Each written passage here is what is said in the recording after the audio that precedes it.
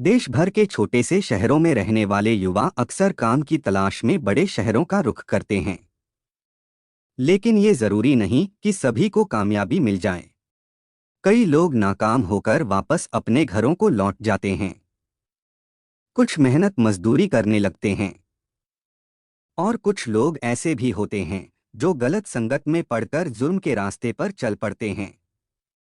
उन्हें लगता है कि मौज मस्ती से जीवन जीने का ये आसान तरीका हो सकता है। लेकिन अपराध करना भी आसान नहीं होता है और ऐसा करने की कोशिश में कई लोग जल्द ही पुलिस के हत्थे चढ़ जाते हैं। कुछ ऐसा ही मामला राजधानी दिल्ली से सामने आया है, जहां अपनी आकांक्षाओं को पूरा करने के लिए एक महिला ने पति के पैसे वाले दोस्त की तरफ प्यार के कदम बढ़ा तो दिए, लेकिन एक दिन हालात ऐसे हो गए कि दोनों ने कभी सोचा भी नहीं होगा। क्या रहा पूरा मामला, चलिए आप भी जान लीजिए ये दर्दनाक कहानी। नमस्कार मेरे प्यारे भाइयों और बहनों, मैं विवेक कुमार। क्राइम की कहानी के नए एपिसोड में आप सभी लोगों का हार्दिक स्वागत है। कहानी में आगे बढ़ने से पहले कृपया क्राइम की कहानी चैनल को सब्सक्राइब कर बेल आइकन जरूर दबा लें, ताकि मेरे हर वीडियो का नोटिफिकेशन आपको मिलता रहे। तो चलिए आज की कहानी शुरू करते हैं। शशि बाला अपनी छोटी बहन सुषमा के साथ 20 मार्च 2014 को दोपहर के समय उत्तर पूर्वी दिल्ली के थाना न्यू उस्मानपुर पहुंची। थाना प्रभारी महावीर सिंह से मुलाकात कर उसने बताया कि उसका पति इंद्रपाल 18 मार्च से गायब है। हमने सभी जगह देख लिया, लेकिन उनका कहीं भी पता नहीं चला। थाना प्रभारी ने पूछा, वह कहाँ से लापता हुए हैं? शशिबाला बोली, मैं उन्हें घर पर ही छोड़कर गई थी। हम यहीं गौतम विहार की गली नंबर 5 में रहते हैं। थाना प्रभारी ने फिर सवाल किया, जब उन्हें घर पर ही छोड़कर गई थी तो वह गायब कैसे हो गए? शशिबाला ने बताया, साहब, न्यू उस्मानपुर के जयप्रकाश नगर में मेरी यह छोटी बहन सुषमा रहती है। होली के अगले दिन मैं बच्चों को लेकर इसके यहाँ होली मिलने चली गई थी। उस समय वह घर पर बैठे शराब पी रहे थे। जब मैं वापस आई तो वह नहीं मिले। कमरे पर ताला लगा था। मैंने उनका फोन मिलाया, जो स्विच ऑफ मिला।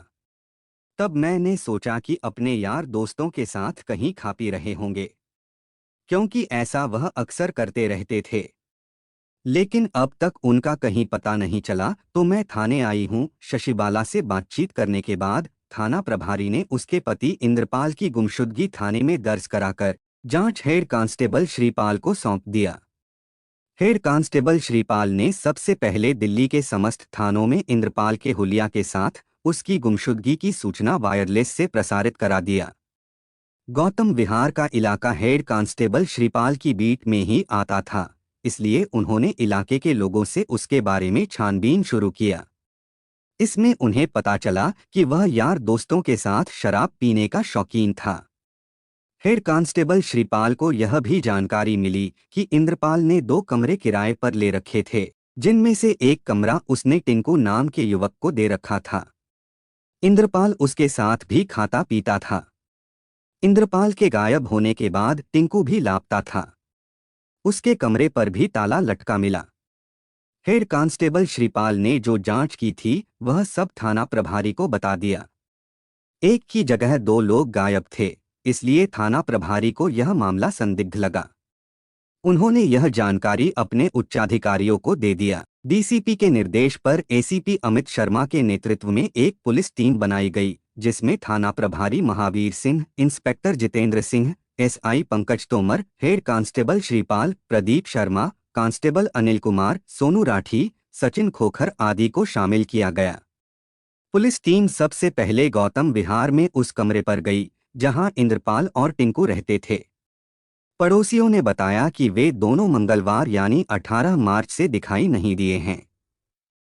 इंस्पेक्टर जितेंद्र सिंह ने इंद्रपाल की पत्नी शशिबाला से टिंकू के बारे में पूछा तो उसने बताया कि टिंकू उसे कई दिनों से नहीं दिखा है। शशिबाला से टिंकू का मोबाइल नंबर लेकर जितेंद्र सिंह ने उसे अपने फोन से मिलाया तो उसका फोन नंबर स्विच ऑफ मिला। दोनों के ही फोन स्विच ऑफ मिलने की बात पुलिस के गले नहीं उतर रही थी। इंद्रपाल के लापता होने की जानकारी मिलने पर उसके चाचा दिनेश कुमार और चचेरा भाई संजय कुमार भी थाना न्यू उस्मानपुर पहुंच चुके थे। उन्होंने भी पुलिस पर इंद्रपाल का जल्द से जल्द पता लगाने का दबाव बनाया। पुलिस ने उन्हें किसी तरह समझाया।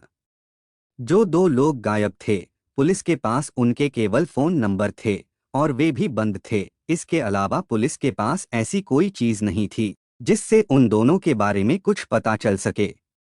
पूछताछ के लिए सिर्फ इंद्रपाल की पत्नी शशिबाला ही बची थी।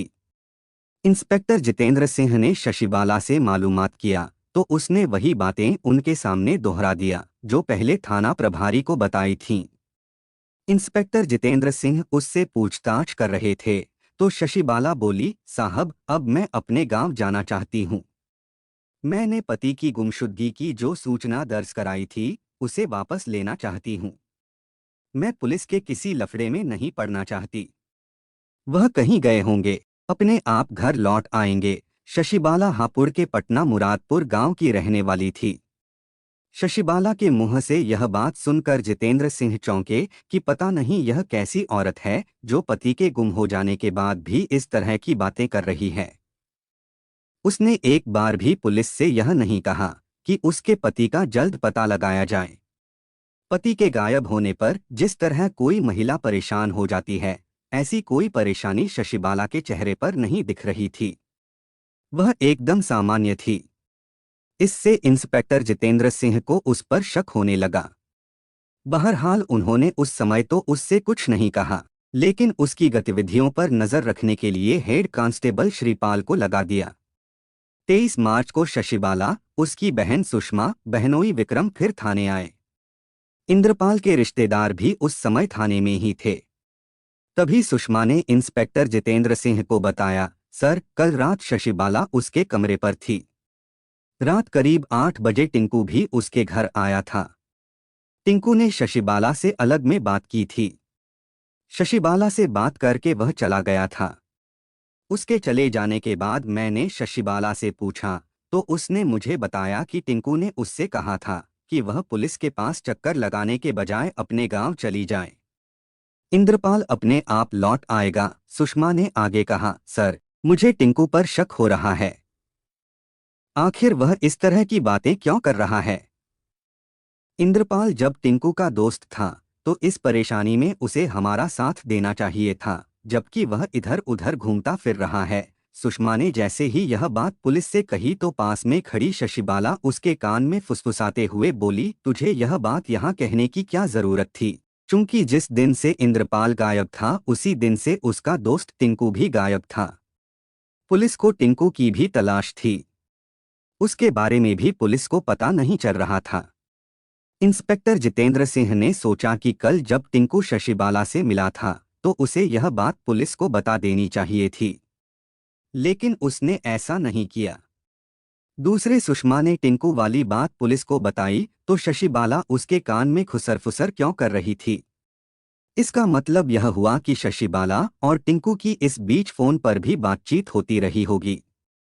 इन सब बातों से शशिबाला पर इंस्पेक्टर जितेंद्र सिंह का शक का दायरा बढ़ता जा रहा था।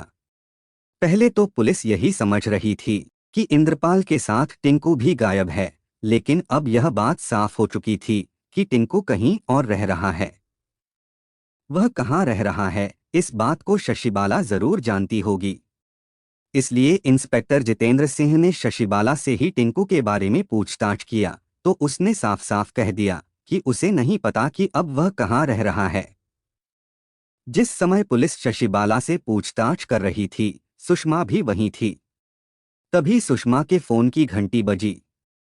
सुषमा ने कॉल रिसीव की तो दूसरी ओर से टिंकू की आवाज आई। सुषमा को पता था कि पुलिस टिंकू से पूछताछ करना चाहती है, इसलिए उसने अपने फोन के स्पीकर पर हथेली रखी ताकि उसकी आवाज टिंकू तक ना पहुंचे। फिर वह इंस्पेक्टर जितेंद्र सिंह से आहिस्ता से बोली, सर, टिंकू का फोन आया है। जितेंद्र सिंह ने उससे धीरे से कहा, उसे तुम किसी तरह शास्त्री पार्क बुलाओ। सुषमा ने ऐसा ही किया। उसने टिंकू से बात करनी शुरू की तो टिंकू ने कहा, सुषमा जी, मैं आपसे एक जरूरी बात करना चाहता हूँ। सुषमा ने कहा, ठीक है, तुम शास्त्री पार्क बस स्टॉप पर आ जाओ, मैं भी वहीं पहुंच रही हूँ। इंस्पेक्टर जितेंद्र सिंह ने सुषमा द्वारा टिंकू से कही गई बात सुन ली थी, इसलिए वह 2-3 पुलिसकर्मियों को साथ लेकर सुषमा के साथ शास्त्री पार्क बस स्टॉप पर पहुंच गए। पुलिस टीम सादा लिबास में थी। सुबह 10:30 बजे के करीब वहां एक युवक पहुंचा। वह जैसे ही सुषमा से बात करने लगा तो पुलिस ने सोचा कि यही टिंकू होगा, उसे दबोच लिया। पूछताछ में उसने अपना नाम टिंकू बताया। उसे लेकर पुलिस थाने पहुंची तो उससे पहले शशिबाला थाने से जा चुकी थी। वह वहां से क्यों और कहां गई, यह बाद की बात थी। उससे पहले इंस्पेक्टर जितेंद्र सिंह ने टिंकू से इंद्रपाल के बारे में मालूमात किया। टिंकू पहले तो उनके सामने झूठ बोलता रहा, लेकिन पुलिस की सख्ती के आगे उसका झूठ ज्यादा देर तक नहीं टिक सका। उसने स्वीकार कर लिया कि उसने इंद्रपाल की हत्या करने के बाद उसकी लाश को तीसरे पुश्ते के पास डाल दिया है। टिंकू ने बताया था कि उसकी हत्या 18 मार्च को ही कर दी गई थी। उसकी लाश को जंगल में डाले हुए 6 दिन हो गए थे। लाश को कहीं जंगली जानवर वगैरह ना खा गए हों, इसलिए पुलिस ने टिंकू को साथ लेकर तीसरे पुश्ते की तरफ चल दिया। पुलिस के साथ इंद्रपाल के चाचा और चचेरा भाई भी था। पुलिस तीसरे पुश्ते के पास यमुना खादर पहुंची और वहां टिंकू की निशानदेही पर झाड़ियों से प्लास्टिक का एक कट्टा बरामद किया। उस कट्टे का मुंह एक रस्सी से बंधा हुआ था। टिंकू ने बताया कि इंद्रपाल की लाश इसी कट्टे में है। इंस्पेक्टर जितेंद्र सिंह ने फोन करके क्राइम इन्वेस्टिगेशन टीम को भी वहां बुलवा लिया। क्राइम इन्वेस्टिगेशन टीम के सामने जब उस कट्टे को खोला गया तो उसके अंदर रस्सी से लपेटा हुआ एक और कट्टा निकला। उस कट्टे को खोला गया तो उसमें एक आदमी की लाश थी, लेकिन उस लाश का सिर गायब था। सिर के बारे में टिंकू से पूछा गया तो उसने कहा कि सिर को जानवर खा गए होंगे। यह बात जितेंद्र सिंह के गले नहीं उतरी, क्योंकि जब प्लास्टिक के कट्टे रस्सी से बंद थे तो जानवर सिर कैसे खा सकते थे। इसका मतलब टिंकू उनसे झूठ बोल रहा था। उन्होंने उससे सख्ती की तो उसने बताया कि सिर पाइपलाइन के पास खादर में पानी के एक गड्ढे में डाल दिया था। पुलिस वहां से 1-1.5 किलोमीटर दूर टिंकू की बताई जगह पर पहुंची। वहां गैस पाइपलाइन के पास पानी से भरे एक गड्ढे में एक पॉलीथिन की थैली दिखाई दिया। उस थैली को निकलवाया गया तो उसमें सिर निकला।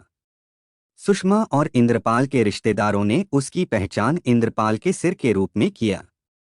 पुलिस ने इंद्रपाल के सिर और धड़ को कब्जे में लेकर पंचनामा करने के बाद उन्हें पोस्टमार्टम के लिए भेज दिया और थाने लौटकर इंद्रपाल की गुमशुदगी के मामले को हत्या कर लाश को छिपाने की धाराओं में दर्ज कर लिया। अब पुलिस यह जानना चाह रही थी कि जिस इंद्रपाल के साथ टिंकू की गहरी दोस्ती थी, उसी इंद्रपाल के उसने टुकड़े क्यों कर दिए। यह जानने के लिए पुलिस ने टिंकू से पूछताछ किया तो इंद्रपाल की हत्या की जो कहानी सामने आई उसकी वजह उसकी बीवी शशिबाला निकली। इंद्रपाल मूल रूप से उत्तर प्रदेश के हापुड़ जिले के कस्बा सिंभावली के नजदीक बसे गांव भगवानपुर का रहने वाला था। सन 1999 में उसकी शादी जिला हापुड़ के ही गांव पटना मुरादपुर की रहने वाली शशिबाला से हुई थी। जिस दिन शशिबाला की शादी हुई थी उसी दिन उसकी छोटी बहन सुषमा की शादी विक्रम के साथ हुई थी। यानी दोनों बहनों की शादी एक ही मंडप के नीचे हुई थी। शादी के 7 साल बाद भी शशिबाला जब मां नहीं बनी तो वह बहुत टेंशन में रहने लगी। इंद्रपाल भी परेशान रहता था। उसने बीवी का इलाज करवाया, जिसकी वजह से उस पर कुछ लोगों का कर्ज भी हो गया। वह गांव में खेती किसानी करता था। इस काम से उसे अपने ऊपर का कर्ज उतरने की कोई उम्मीद नहीं थी, इसलिए उसने दिल्ली जाकर कमाने की सोची। उसके गांव के कई लड़के दिल्ली में काम करते थे, इसलिए वह भी दिल्ली आ गया। वह मामूली पढ़ा लिखा था, इसलिए उसे उसकी इच्छा के मुताबिक नौकरी नहीं मिली। तब उसने मजबूरी में बेलदारी करनी शुरू कर दिया। दिल्ली में इस काम के बदले उसे जो मजदूरी मिल रही थी वह उसके हिसाब से अच्छी थी, इसलिए कुछ दिनों बाद ही वह पत्नी शशिबाला को भी दिल्ली लिवा लाया और उत्तर पूर्वी दिल्ली के न्यू उस्मानपुर में किराए पर कमरा लेकर रहने लगा। शशिबाला पहली बार दिल्ली आई थी। यहां आकर उसका भी मन लग गया। इसी बीच वह एक बेटी की मां बनी। मां बनने के बाद इंद्रपाल और शशिबाला की खुशी का ठिकाना ना रहा। उनके दिन हंसी खुशी से गुजर रहे थे। इसके बाद शशिबाला एक और बेटी की मां बनी। 2 बच्चों के जन्म के बाद भी शशिबाला के हुस्न में जबरदस्त आकर्षण था। बल्कि इसके बाद तो उसके रूप में और भी निखार आ गया था। इंद्रपाल जिस ठेकेदार के साथ काम करता था, उसका नाम टिंकू सिंह था। टिंकू बिहार के जिला मुंगेर के पहाड़पुर गांव के रहने वाले मुदीन सिंह का बेटा था। बीए पास टिंकू 3 साल पहले काम की तलाश में दिल्ली आया था। काफी कोशिश के बाद जब उसकी कहीं नौकरी नहीं लगी तो उसने कंस्ट्रक्शन कंपनियों में लेबर सप्लाई का काम शुरू कर दिया। कंस्ट्रक्शन ठेकेदारों के संपर्क में रह रहकर उसे भी मकान बनवाने के काम का अनुभव हो गया। फिर उसने भी बिल्डिंग कंस्ट्रक्शन के ठेके लेने शुरू कर दिए। इंद्रपाल कुछ दिनों से टिंकू के साथ ही काम कर रहा था। करीब 1 साल पहले की बात है। टिंकू का काम उस्मानपुर में चल रहा था। वह वहीं अपने रहने के लिए किराए का कमरा देख रहा था ताकि अपने काम पर नजर रख सके।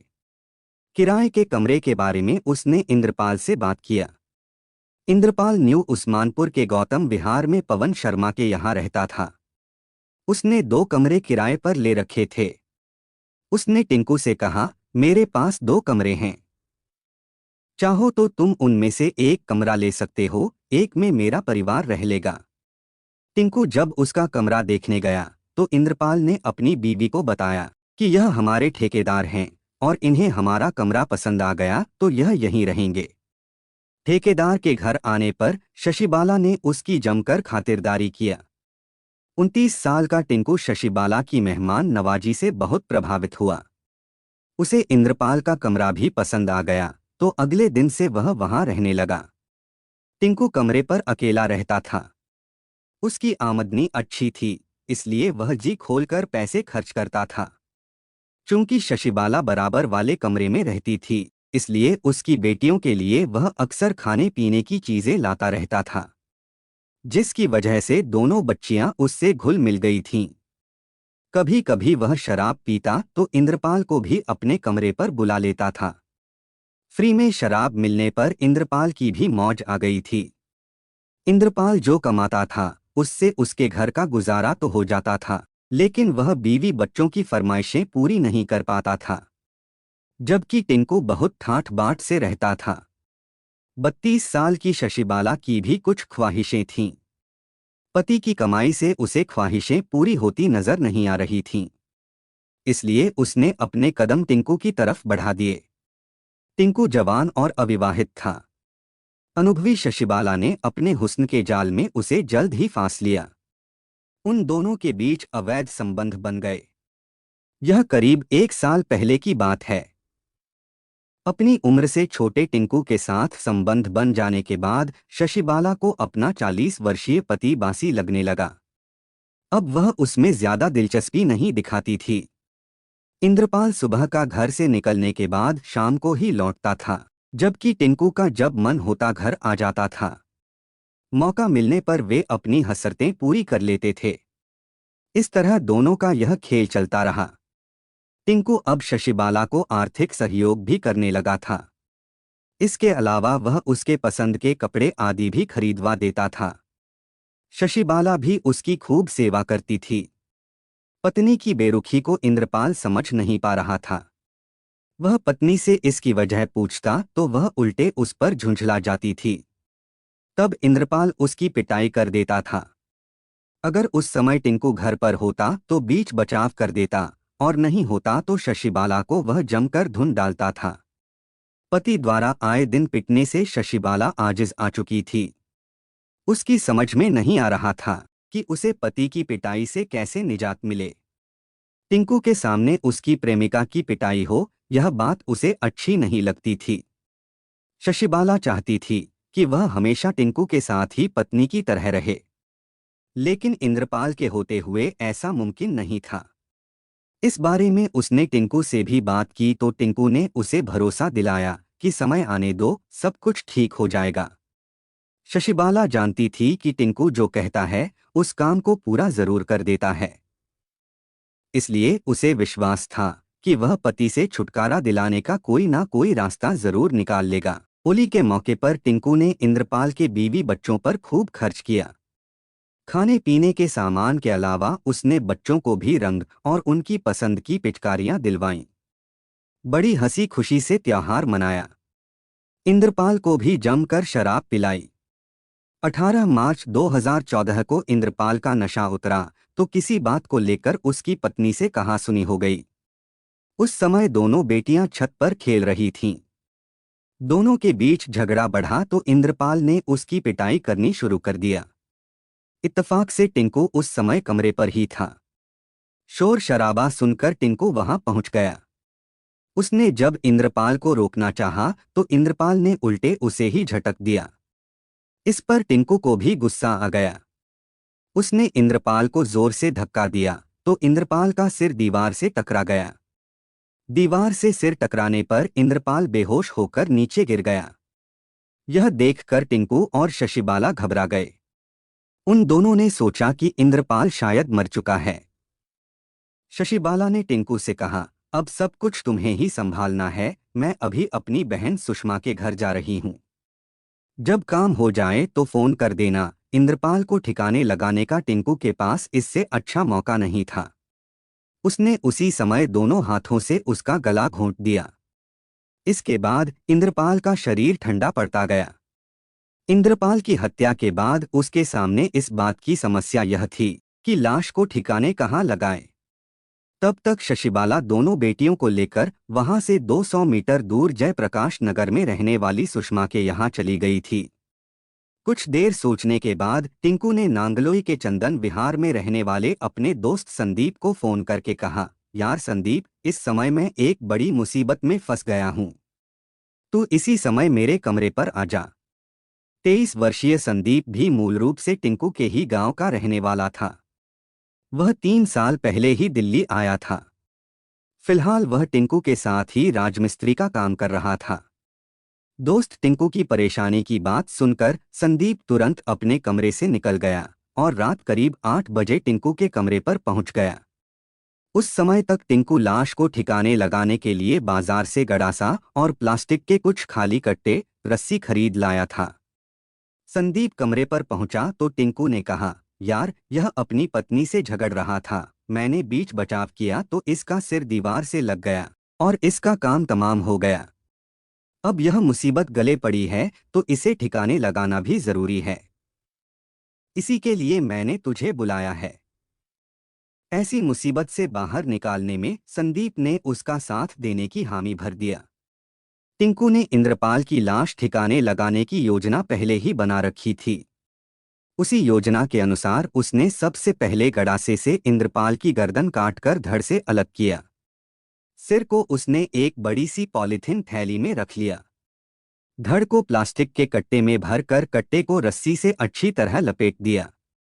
फिर उस कट्टे को दूसरे कट्टे में रखा और उसे अच्छी तरह बांध दिया। लाश की अच्छी तरह पैकिंग करने के बाद अब वह रास्तों के सुनसान होने का इंतजार करने लगा। आधी रात के बाद धड़ वाले कट्टे को टिंकू ने अपने कंधे पर रखा और सिर वाली थैली संदीप ने ले लिया। दोनों 3:30 बजे पुश्ता से होते हुए मेन रोड पर पहुंचे। फिर वहां से वे खादर की तरफ उतरकर गैस पाइप लाइन से थोड़ा आगे चलकर पानी के गड्ढे में सिर वाली थैली डाल दिया। धड़ वाला कट्टा उन्होंने तीसरे पुश्ते के पास डाल दिया। लाश को ठिकाने लगाने के बाद संदीप रात में ही नांगलोई लौट गया और टिंकू अपने कमरे पर लौट आया। कमरे में खून फैला हुआ था। टिंकू ने रात में ही खून को साफ किया। उसके कपड़ों पर खून के जो छींटे आ गए थे उन्हें भी उसने साफ किए। सुबह होने पर करावल नगर चला गया। करावल नगर में जिस जगह उसका काम चल रहा था वहीं पर उसने अपना सामान वगैरह रख दिया और वहीं रहने लगा। उधर शशिबाला छोटी बहन सुषमा के कमरे पर गई तो उसने शशिबाला से पूछा कि जीजा कहाँ हैं, वह क्यों नहीं आए। तब शशिबाला ने उससे यह कह दिया कि वह घर पर बैठकर ही खा पी रहे हैं। शशिबाला की बुआ विनोद नगर में रहती थीं। उनसे मिले हुए उसे काफी दिन हो गए थे। वह सुषमा के साथ उनसे मिलने के लिए चली गई। वहां से वह उसी इलाके में रहने वाली चचेरी बहन संगीता के यहाँ भी गईं। अगले दिन बुआ के घर से लौटते समय सुषमा ने कहा, दीदी, जीजा से नहीं मिली हूँ, चलो पहले तुम्हारे कमरे पर चलते हैं। जीजा से मिलकर फिर तुम मेरे साथ ही मेरे कमरे पर चलना। उनसे क्या मिलेगी? शराब पीकर कहीं घूम फिर रहे होंगे। फिर भी जब तेरा मन उनसे मिलने को हो रहा है तो तू चल, कहते हुए शशिबाला अपने कमरे पर गई तो वहां ताला लगा था। ताला देखते ही वह सुषमा से बोली, मैं कह रही थी ना कि वह कहीं घूम फिर रहे होंगे। तू ही देख, कमरे को बंद करके पता नहीं कहाँ चले गए। मुझे लगता है शराब पीकर कहीं पड़े होंगे। सुषमा को क्या पता था कि जिस जीजा से वह मिलने की इच्छा जता रही है उसका काम तमाम हो चुका है और बहन उसे बेवकूफ बना रही है। खैर, बहन के कमरे का ताला बंद होने पर सुषमा बहन और उसके बच्चों को अपने कमरे पर ले आई। शशिबाला उस दिन सुषमा के यहाँ रही। अगले दिन भी इंद्रपाल का पता नहीं चला तो सुषमा ने उसकी सूचना थाने में दर्ज कराने को कहा। बहन के दबाव डालने पर शशिबाला ने 20 मार्च 2014 को पति की गुमशुदगी थाने में दर्ज करा दिया। इसके बाद पुलिस मामले की छानबीन में लग गई। उस बीच टिंकू और शशिबाला की फोन पर बातें होती रहीं। जब उसे पता चला कि पुलिस बहुत सक्रिय हो गई है तो टिंकू ने 22 मार्च को सुषमा के कमरे पर पहुंचकर शशिबाला से मुलाकात किया और उससे कहा कि वह पुलिस से कार्रवाई बंद करने की बात कहकर अपने गांव चली जाए। बाद में जब मामला शांत हो जाएगा तो वह उसे वहां से बुला लाएगा, फिर कहीं दूसरी जगह रहा जाएगा। शशिबाला को उसका सुझाव पसंद आ गया और वह अगले दिन 23 मार्च की सुबह ही सुषमा और उसके पति को लेकर थाने पहुंच गई। लेकिन इत्तेफाक से उसी समय थाने में सुषमा के मोबाइल पर टिंकू का फोन आ गया तो पुलिस टिंकू तक पहुंच गई। टिंकू से पूछताछ के बाद पुलिस टीम ने 24 मार्च को संदीप और शशिबाला को भी गिरफ्तार कर लिया। पुलिस ने टिंकू की निशानदेही पर हत्या में प्रयुक्त गड़ासा और कपड़े आदि भी बरामद कर लिए। पुलिस ने तीनों अभियुक्तों को कड़कड़डुमा न्यायालय में अतिरिक्त सत्र दंडाधिकारी शरद गुप्ता की कोर्ट में पेश किया, जहां से उन्हें न्यायिक हिरासत में भेज दिया गया। इस मामले में कोर्ट ने टिंकू सिंह को उम्र कैद की सजा सुनाई थी।